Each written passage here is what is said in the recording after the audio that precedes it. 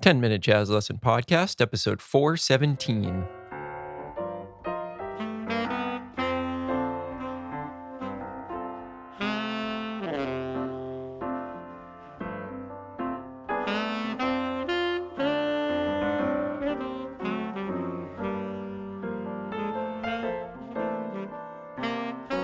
Hey, everybody, welcome back to episode 417 of the 10-Minute Jazz Lesson Podcast. This week, we are going to finish up our series on the great Duke Ellington tune, Just Squeeze Me. So we've basically gone through the whole thing, and we've done a lot with this tune. So we started by learning the melody. I hope by this point you can reliably play the melody and that you ended up learning it by ear. That's the most important thing. And then we started very, very simply with just some key centers. And then over the course of the past 3 weeks, we've been getting more and more specific with what is actually going on harmonically. And this week, we're going to kind of close that loop. And I'm going to show you basically all of the chord changes that are happening in this tune. But we need to talk about a really, really important skill this week now that we are seeing and considering all the changes. This is a very, very often overlooked skill that I want to talk about this week. So if you're a Patreon member, go ahead and grab the PDF that I've provided this week, and you will notice that there is a whole bunch of chord changes on there. So let's talk about what the rhythm section would actually be playing in terms of the complete picture of the harmony that's going on in this tune. So you'll notice in the A section, we start with F major 7. And then we go up to G minor 7, up to A minor 7, back to G minor 7. And then at the beginning of bar 3, we land back on F major. Now, I'm willing to bet that that's actually a lot more chord changes than you were expecting, right? Because we have this.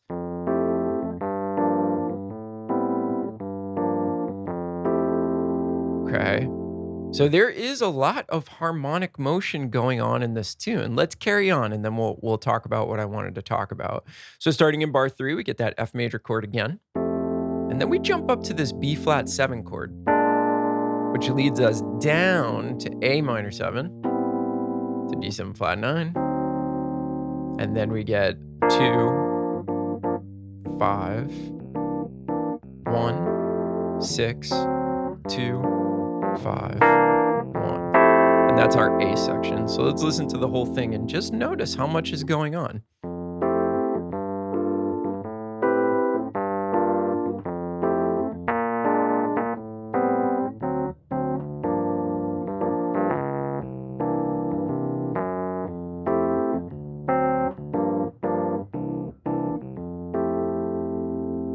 So a chord basically every 2 beats for the majority of the A section. But here's what I want to talk about. Sometimes when we see a chord change in a lead sheet or a chord chart, we feel this pressure that we have to play it, right? If the chord is there, I must reflect it in my melodic line. I must consider that chord in my soloing. But the big message of this final episode on this is I actually think you're better off not considering all of those.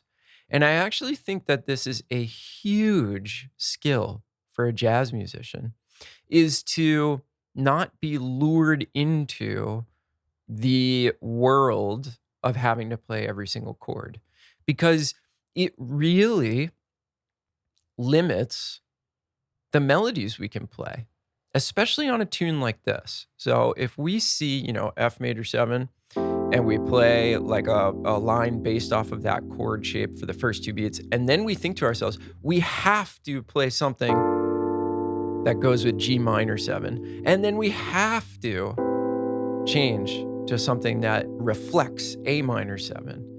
It really limits our creativity, because Now we're actually being forced into the box of every single little chord movement. And the thing about this is if you listen to some of the masters of this music play over this tune, you'll notice that they're not doing it. And actually, this is one of those tunes. And the reason why I'm talking about it on this tune is I actually think it really inhibits your solo if you're playing stuff that's, it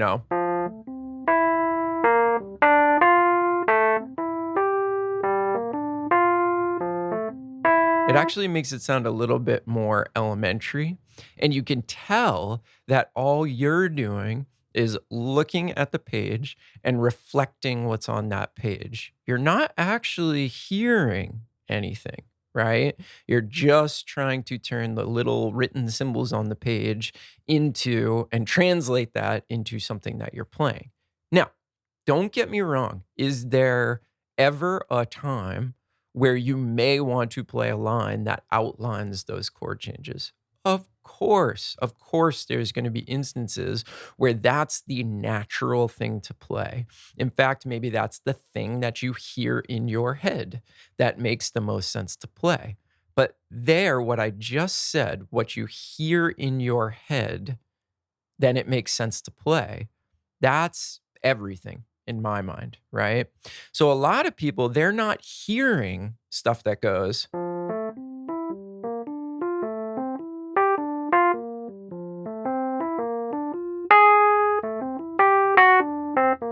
like that's not actually what they would be playing if they were really, really considering what they heard in their head. Okay. Maybe they would play this instead.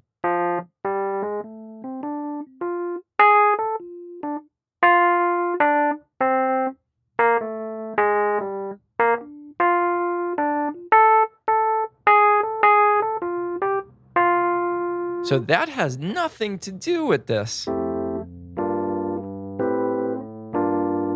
But I would argue that it actually sounds a lot more melodic. Okay. So now you've got this sheet. So you're going to have to exercise some self control. And that's what your homework is really going to be about this week. Okay. It is now you know what all of the chord changes are. You're seeing a page that's just full of information. Every 2 beats, you see a new piece of information flying at you. Whereas in the first episode of this series, you literally just had F, and that was it. And what I would argue is that that was probably pretty freeing for a lot of you because you actually didn't have to consider a whole bunch of other stuff that was going on. And I bet you were playing a lot more melodically. So now is the true test. Now you have all the information, it's all there, but are you going to relegate yourself to what's on the page? Or are you going to stay in touch with your ears and your creativity? And even though all that information is there, can you ignore it and can you trust your ears and trust yourself to play what you want to play?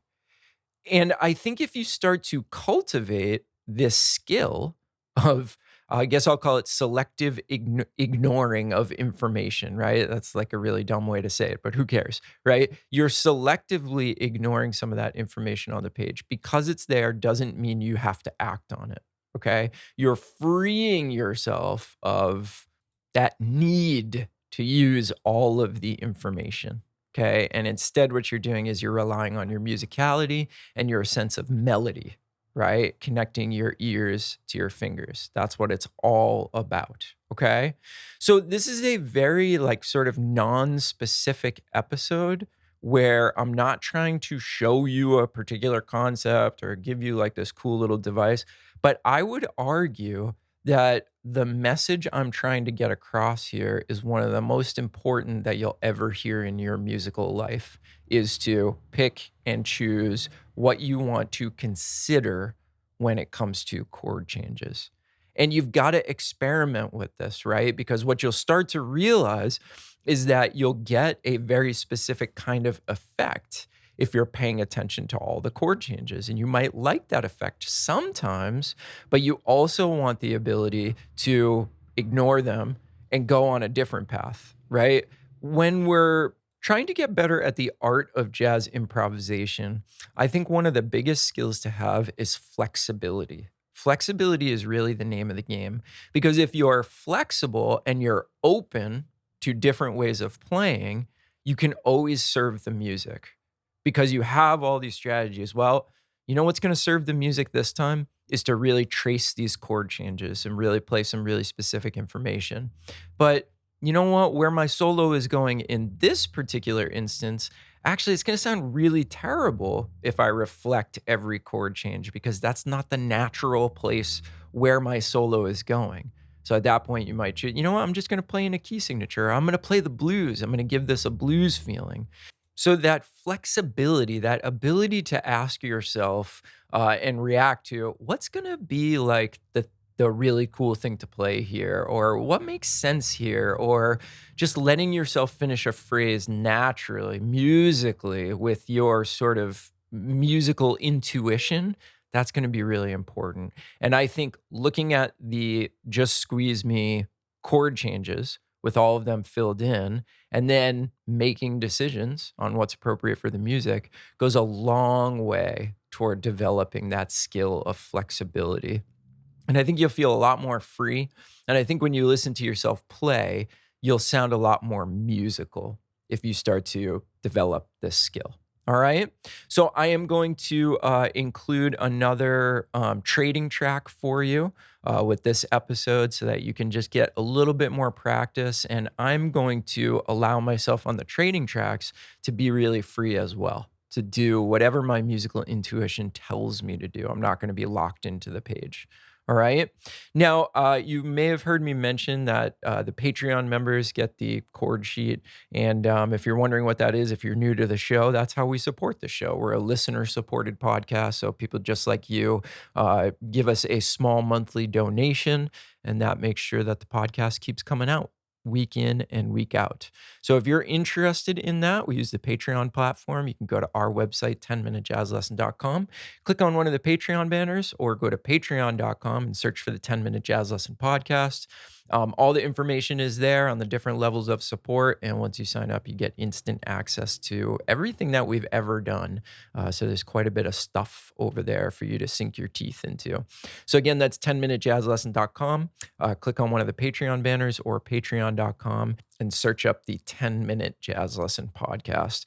We had one new person join us this week. Thank you to Mike for joining up to be part of the family.